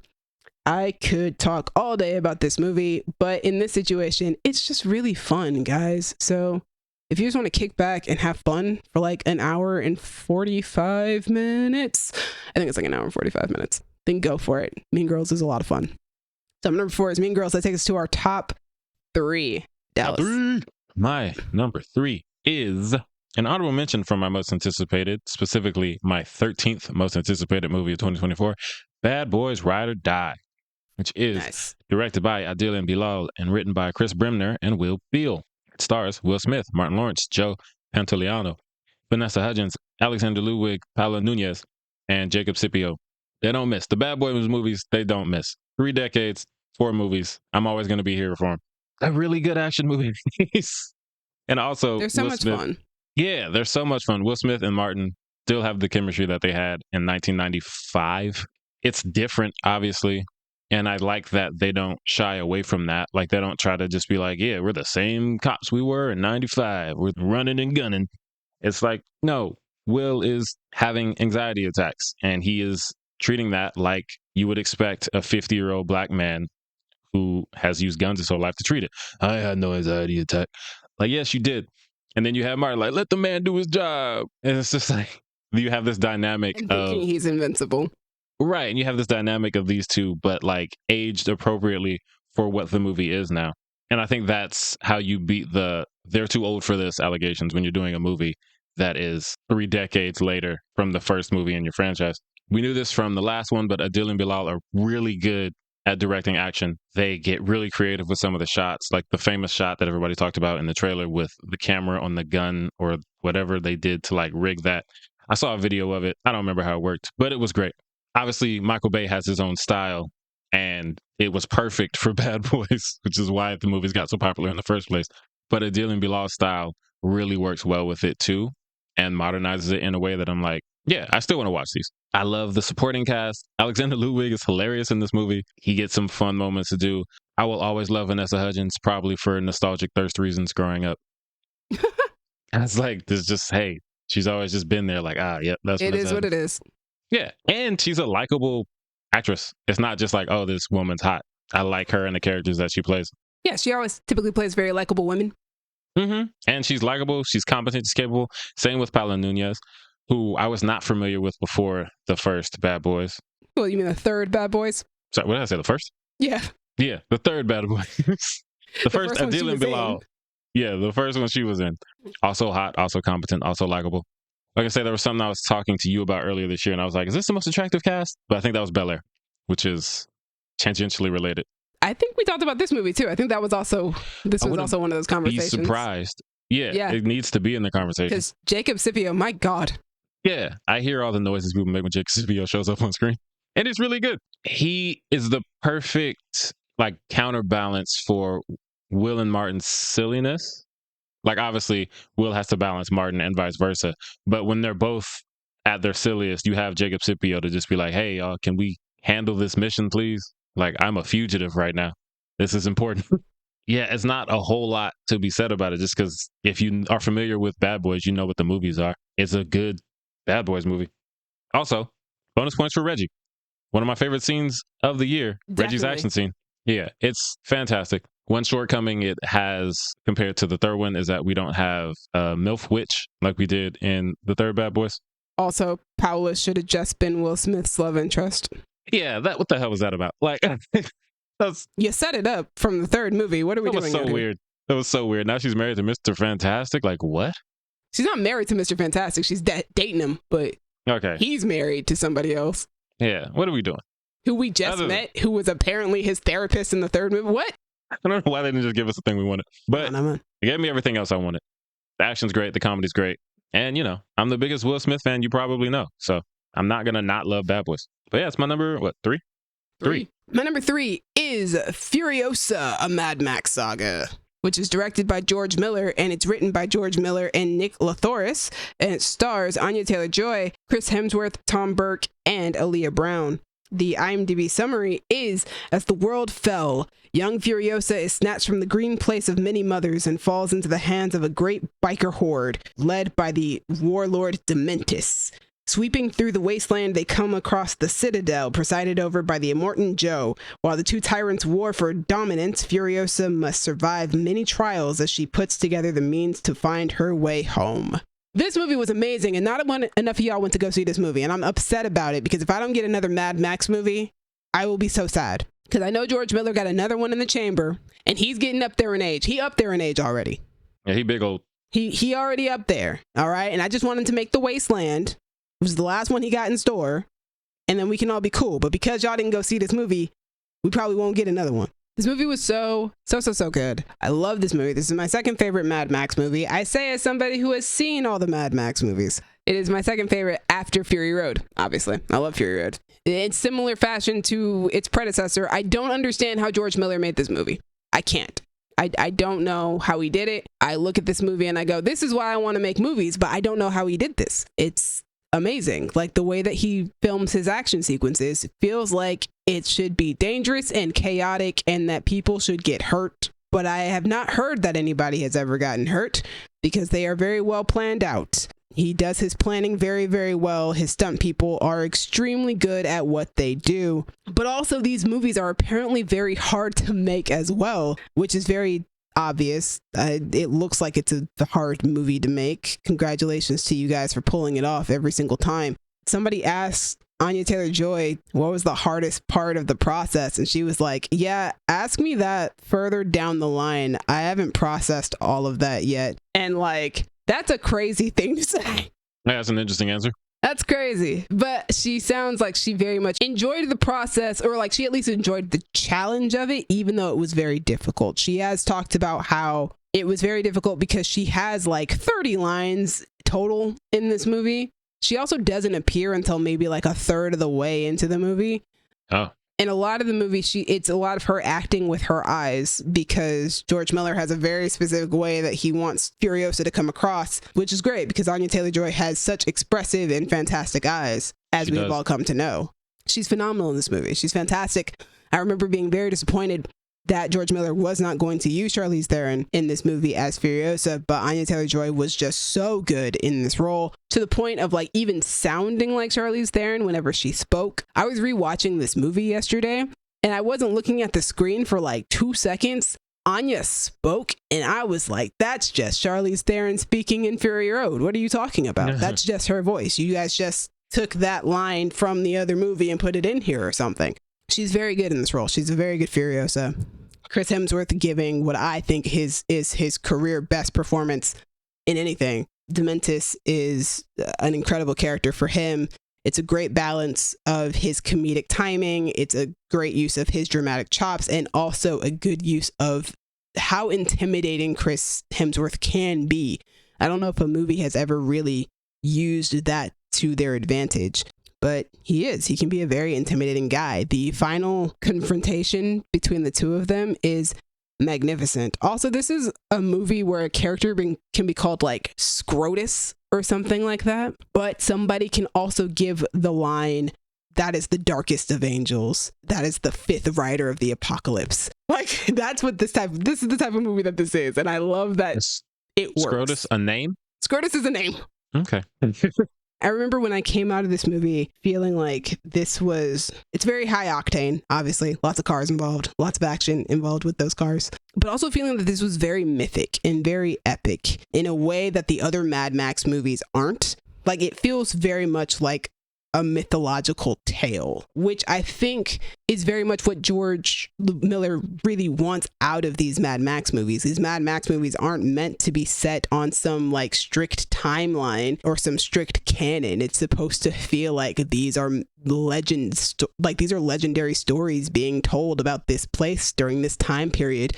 Whether or not these details all match up or line up, it doesn't matter because they're legends. They are fluid. And I feel like the way that this movie is shot, the way that this story is told, it feels like this is a myth, and that Furiosa, this very human woman, she's almost godlike. There is something mythological about this figure that they've created here, and I found that to be very fascinating. I thought it was amazing that George Miller managed to pull that off in this apocalyptic world that he has created, that is made of bikes and cars and crazy names and dirt and ruggedness and violence and chaos.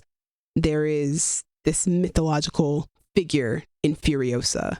So definitely Furiosa, a Mad Max saga, is so good. I also think it's probably like the most indulgent of the Mad Max movies. It's the longest one. It will sit and hold its shots in a way that I feel like the other Mad Max movies do not. Those are cut in a very like speedy, we gotta go sort of way, not in a bad way, just in a very concise action movie sort of way that's done very, very well. And I feel like this is also edited very well, but in a different style. And I think that he did a great job. He wrote this one before he even wrote Fury Road. And now he wrote The Wasteland is also ready. So guys, please let him make The Wasteland. Just please. I do like what Chris Hemsworth said about the movie. I think he said Americans have Star Wars. The UK has Harry Potter. Australia has Mad Max. And I think that that's really cool because Mad Max has been such a pivotal film series in Australian culture. And I just think that these movies are really good. And I think that George Miller just somehow gets better with age. This man is like in his 80s. Shout out to the Aussies. Houseway. Yeah, my number 3 is Furiosa, a Mad Max saga, which takes us to number 2, Dallas. Number 2. My number 2 is also my number 2 most anticipated movie of this year, and the second movie I saw this year. I forgot to mention that Furiosa was my number 2 most anticipated movie of 2024. Well, look at that. My number 2 is The Book of Clarence, written and directed by Mr. James Samuel. It stars Lakeith Stanfield, Omar Sy, RJ Kyler, Anna Diop, David Oyelowo, Michael Ward, Alfre Woodard, Tiana Taylor, Caleb McLaughlin, James McAvoy, and Benedict Cumberbatch. I've been hyped for this movie ever since I heard it was happening because The Harder They Fall is one of my favorite movies ever. James Samuel, I'll see everything you make. This movie has been on my list since January. If I saw it 2 days earlier, it would have been the first movie I saw from this year, but saw it right after The Beekeeper. Shout out Jason Statham. Yeah, it's been in the number 1 spot for most of the year and then got knocked down to number 2, but it's just so good. Everyone in it gives a fantastic performance. Seeing Black Jesus and Black apostles just makes me so happy. Black people make everything better. That includes Bible stories, which those weren't white people, but if you watch the movies, a lot of times they are. This is better. Lakeith and RJ, perfect together. I need them to work together more often. They're fantastic. And like going from The Harder They Fall, where they're on opposite sides and one of them shoots the other in the face. Spoiler alert. Seeing them be besties, and this one is just like, oh, I like this way more. This is so much more fun. The movie is hilarious when it tries to be, and then when it tries to be very sad and dark and depressing, it does that too. I don't know what I expected this movie to end with, but man, it hit in a different way because it starts that's not what I bought my ticket for. I'm gonna be honest with you. I was like, oh, it's gonna be funny. Bible comedy. I'm with it. Weird, but hey, let's do it. And then where we got to the end, I was like, oh no, this is sad. Now Kayla's crying again. Look, James, why'd you do this? It's not even like just the end though. Like it starts out that way and we're like, oh, this is where we're headed? Exactly. It starts with a flash forward. I'm like, no, no thank you. But it works. It really works. Shout out Omar Sy. I've seen him in a few things here and there. I think this was the thing that I watched and I was like, oh, this guy's really good as like the muscle, but also kind of the voice of reason, and just had like great comedic timing. David Oyelowo as John the Baptist, just repeatedly slapping the hell out of Lakeith Stanfield and RJ Sy. Like the movie does things that you don't expect. And I guess in a comedy about scammers that's set in Bible times, you never really know what to expect. And James Samuel has made like one other movie. So it's like, I don't know what my expectations were other than it's going to be good. Well, we know our expectations weren't that ending. So not that. But it's just like, it just kept going in directions that I'm like, oh, okay, guess we're here now. This is fun. Also, Anna Diop is beautiful and radiant, and what a perfect choice for the love interest. We'd love to see it. We love to see it. There's so many things about this movie that are just like, what a good choice. James McAvoy being like the cop. What are they called? Centurions? I think he might be a centurion. He could be a Praetorian, but I think he's a centurion. One of the Ians. I don't know. But James McAvoy is good in everything. And this is no different. He nails it. Benedict Cumberbatch. I didn't know where they were going with his character when I saw that he was in the movie. I'm like, I hope he's not white Jesus. But I was like, James Samuel wouldn't do that. But they play on the white Jesus trope in a way that is fantastic and comedic, and I love it. James Samuel, he don't miss. He's 2 for 2 for me. Look at Clarence. I love it. It's weird. Be ready for that. If you're going to watch it, it's weird. But yeah, good time. That's my number 2. All right, my number 2 is a movie that was not on my most anticipated list because it was not a movie I was anticipating. And then I was proven wrong. My number 2 is Wicked, which is directed by John M. Chu and written by Dana Fox and Winnie Holzman. And it stars Cynthia Erivo, Ariana Grande Butera, Jeff Goldblum, Michelle Yeoh, Jonathan Bailey, Ethan Slater, Marissa Bodie, and Peter Dinklage. And the IMDb summary is Elphaba, a misunderstood young woman because of her green skin, and Galinda, a popular girl, become friends at Shiz University in the land of Oz. After an encounter with the wonderful Wizard of Oz, their friendship reaches a crossroads, and it's based on the Broadway musical. This movie is phenomenal. Amazing. Fantastic. 10 out of 10.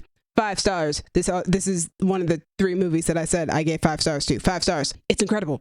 Every detail is immaculate. Gosh, sometimes I find it, even as somebody who went to film school, so I, learned how to analyze film and all sorts of things like that. Sometimes you watch a movie that is so good that it becomes hard to just analyze it because you're just like, it's all good. Everything you did is good. Congratulations on the doing of the good. You did the good. You did the good. You did the good. Everything, man, from the costume designing to the production design, the sets, the visual effects, the color grading, the choreography, the singing, the ensemble, the leading actors or supporting actors, the direction, everything is done so well. The writing, especially considering that this movie is 10 minutes longer than the actual Broadway play and it's only the first act. It's astounding that they have taken a musical that I have loved for years, for more than half my life, and they've taken it and made it into an instant cinematic classic. I think this is going to be a movie that people will talk about for a long time, that people will watch for years. It's already the highest grossing Broadway musical adaptation that's ever been made. It is an instant classic. You watch it and you go, this is fantastic filmmaking. The story that it's telling of, I mean, like, even just like subtly being a story, like, I don't even know if it's subtly, but subtly being a story about oppression and about being an outcast. It's very much about racism. That is not subtle at all. And I think having someone like Cynthia Erivo, who is a Black queer woman who understands that sort of marginalization in a way, definitely adds to her portrayal of the character. I think she's drawing from a place of actual experience. And also, in a way, she's also trying to honor her Black community who do face these struggles. Ariana Grande is fantastic, and I have said it over and over again, and I will continue to say that I was proven wrong about her, and I'm very happy to have been proven wrong about her in this role. She is phenomenal, and I will not be shocked if she wins the Oscar for Best Supporting Actress. She is incredible, stunning from the moment that the movie starts. I cannot wait to have my 4K physical edition of this film in my hands, apparently in February. Coming soon, baby. Let's do it. Just everything about this movie was so well done. It's a joy to watch. Like, there are some movies out there that are just like, that's a great movie, but I don't think I ever really want to watch it again. This is a movie that's like, no, this is why you go to the movies. This is why you go to movie theaters. It's a joy to experience this film. It's a joy to just be able to watch it. I think it plays off of its Wizard of Oz originations very well. And pays homage to that very well and has its Easter eggs as it should, you know. They're not using ruby slippers in this movie, but there are a pair of ruby slippers in the movie. But yeah, I think it's great. Everything about this movie is fantastic, and I feel like if I tried to analyze why everything about this movie is so good, we would spend hours of me on this podcast just talking about that. And we don't have that time. And I currently don't have that time. Just trust me when I say that Wicked is a phenomenal movie, that you should check it out if you are a musical person like I am, hence why Mean Girls was also on this list. But like, True. I'm a musical girly. I love me a musical. I love me a movie musical. And this feels so much like the movie musicals that I grew up on. Sound of Music was the first movie that I was ever truly in love with. And so movies like that really like bring joy to my spirit, and Wicked is one of those movies. I cried during this movie. I said earlier, you know, Nicole Kidman, her speech she be telling the truth about these movies, y'all. We made jokes about it, but I've always said that Nicole Kidman's telling the truth, and Wicked is one of those movies that she's telling the truth about. Heartbreak feels good in a place like this while I'm watching Wicked. AMC theaters. Whatever quote that she got about music soaring or whatever. Yep, exactly. She's so right and she's so valid. But yeah, you know, also the vocals on this are just phenomenal, and that'll come up later at some other time. Again, if I went through everything that makes this movie a 5 out of 5, we'd be here for hours. So I'm not going to do that. Wicked's amazing, and it's my number 2 film. I'm going to be clear here. My number 1 and my number 2 are interchangeable given what day of the week it is, all right? Either Fair. one of these could be my favorite movie of the year, and it was very difficult for me to choose which one I was going to put at number 1. It'd be like that sometimes. I made a choice. Wicked is also it's up there. It's for sure, like, they be fighting. They be like, hey, man, today it's my day. But yeah, my number 2 is Wicked. Thank you guys for a fantastic film. Don't be surprised when when Wicked for Good is my number 1 film of this coming year. That takes us to our number 1. Dallas, I know what yours is, but let the audience know. Do we have Gabby's list? Oh, you right. You right as hell. Before Dallas tells us his number 1. So Gaby's top 10. I have it. No honorable mentions because your girl only watched 10 new movies this year. That is what she says. That's what it says on this list. Number 10, Alien Romulus. Number 9, Red 1. Number 8, Inside Out 2. Number 7, Argyle. Number 6, Fall Guy. Number 5, Mean Girls. Number 4, Deadpool and Wolverine. Number 3, Anyone But You. I think Anyone But You came out in 2023. I can't remember. I think it did. I think it came out at the end of 2023. Number 2, Dune Part 2. And number 1, Wicked.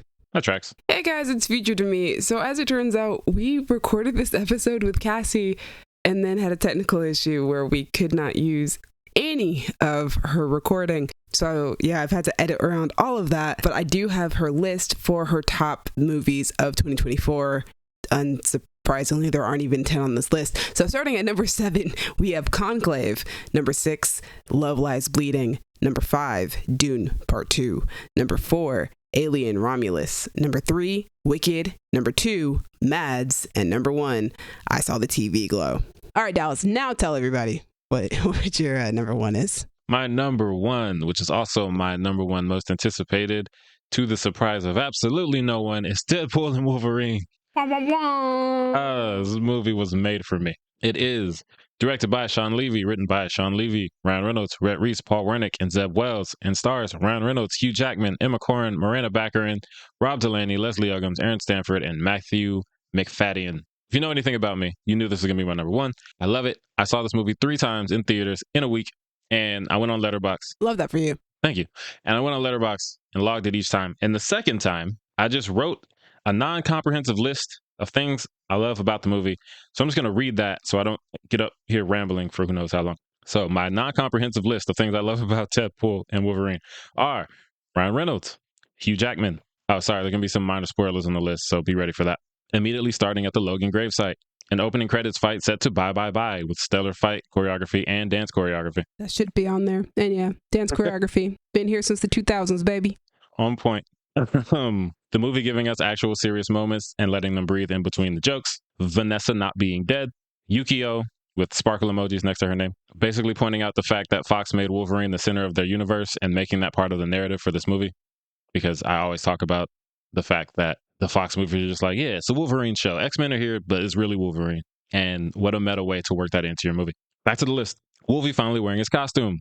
Every time Wade calls someone baby girl. Every fight scene, especially when Deadpool and Wolverine fight each other. The Johnny Storm misdirect. Elektra. Blade, in all caps.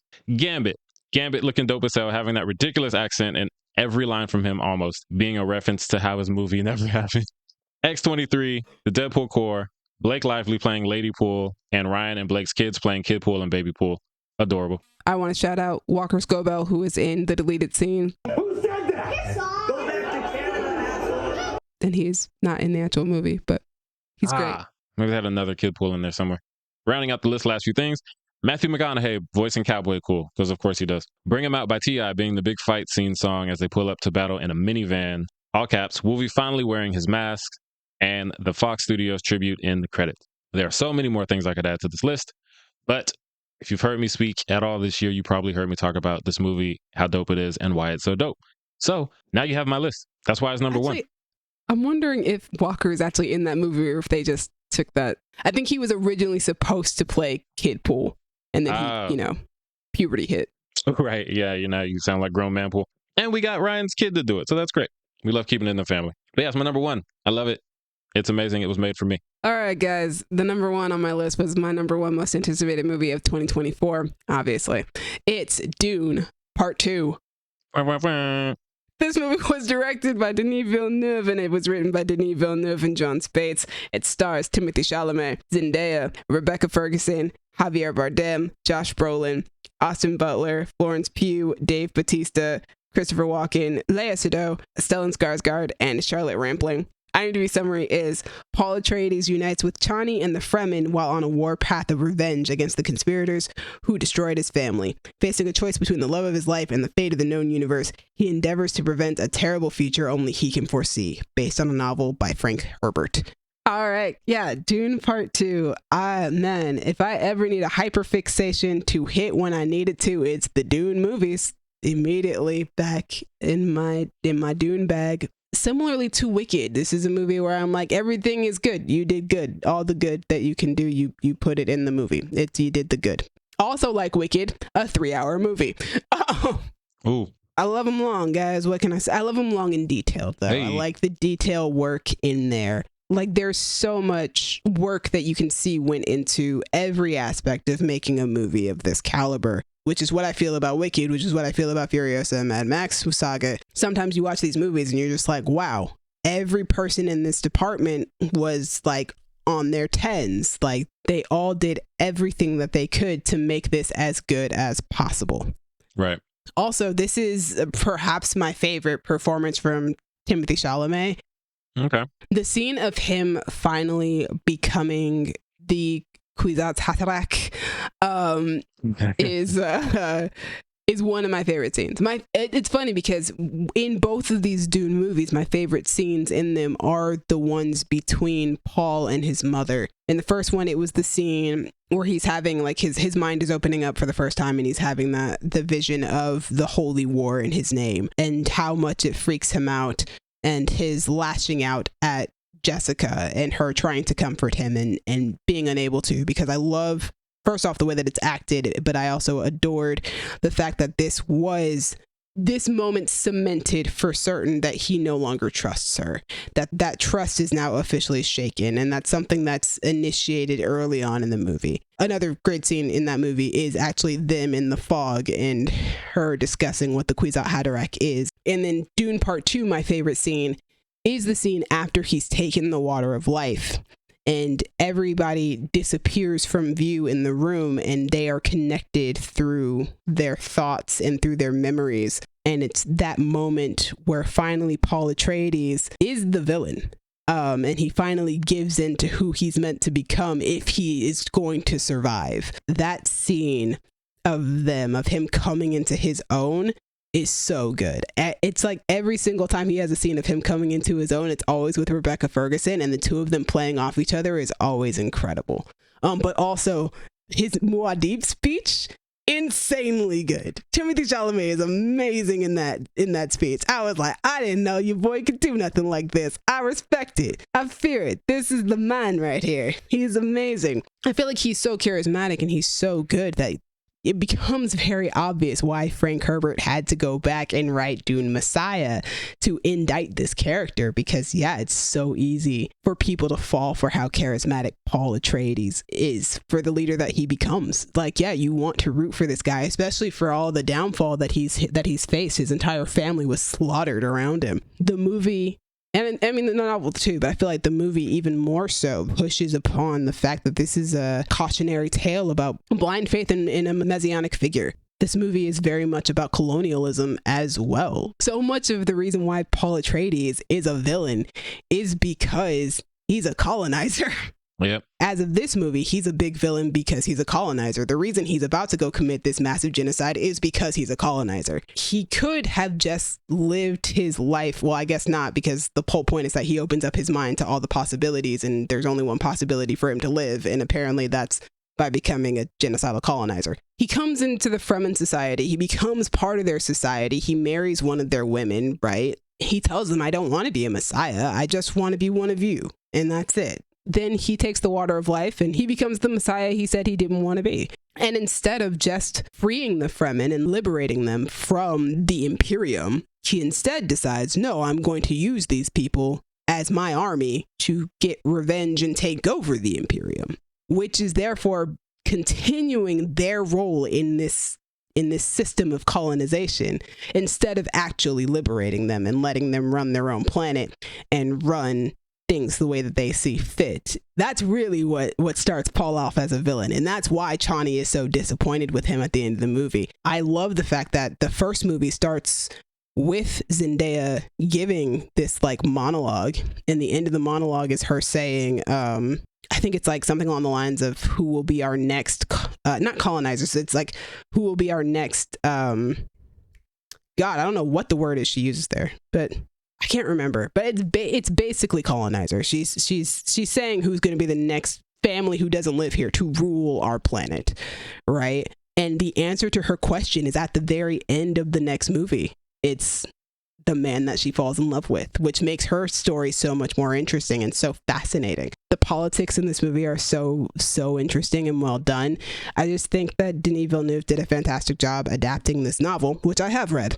And I think he made Chani a much more interesting character in the film than she is in the novel. And just the action sequences are great. I am a huge fan of the way that Denis Villeneuve visualizes all of these different places and how he separates them. Like the look of the Harkonnen planet is sickening. Oh my gosh, the black and white, it's so cool. Like Denis Villeneuve, like that, whatever's going on in that man's head, he's just such a visionary. It's insane, like the amount of work that I can only imagine went into making this movie. And he's very meticulous about it. And this was a dream of his since he was a kid. Like this, was the thing that he wanted to adapt, and he has done a fantastic job of doing it. I don't know if I should say much more. We've been talking for a very long time, but Dune Part 2 was my favorite movie of the year. So I have an actual Letterboxd review for Wicked, but my Letterboxd review of Dune is just throw the star system away. It's not working. It's not enough. I'll come back with an actual review when I've fully processed. And I never went back and actually wrote a full review. So I guess I never fully processed. It'd be like that sometimes. Denis he feels like a very visual storyteller. And I think even in making these movies, he was trying his very best to like really push the idea of how much Paul is a bad guy and not actually a hero. Like the guy is wearing dark colors when he comes from taking the water of life. Like when we see him again as a new man, he looks like a dark Jedi. So like, it's like, guys, he's not the hero. He's really not. But he's not a good guy for very socio-political reasons that are very nuanced in these movies. And that's one of the reasons why I love it so much. I feel like their handling of real world issues is really, really good and very, very intelligently handled. Everything about this movie is fantastic. I told you guys the colonization part because I feel like I haven't talked enough about that because I was trying not to give away any spoilers. When we first reviewed the film, you can check out that review for more stuff that I thought about the movie, more general thoughts. But I really, really, really wanted to talk about how well this movie handled the theme of colonization because I thought they did a really spot on job with it. So yeah, my number one movie of the year is Dune Part 2. In 2026, when Dune Messiah is my number one movie, don't be surprised. We will not. We did it. That's it. That's all the movies. Yes, we have been talking for the amount of time it takes to watch Wicked, but it will be cut down. Crazy, right? To be fair, a lot of it was me coughing, so. Thank you, audience, for getting through this very long podcast with us. But that's why you listen to podcasts. You got time to kill. Thank you for choosing us to kill your time.